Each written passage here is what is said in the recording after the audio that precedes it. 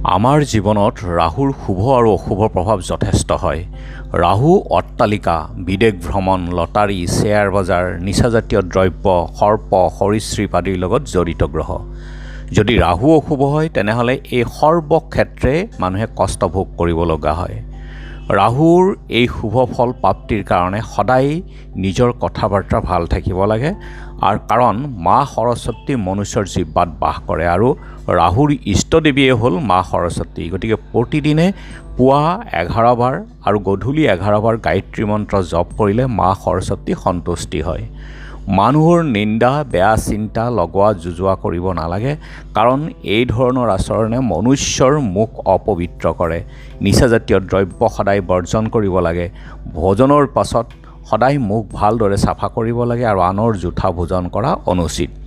মুখত ইলাচি, পাণ মছলা আদি খুন্দাবাদ।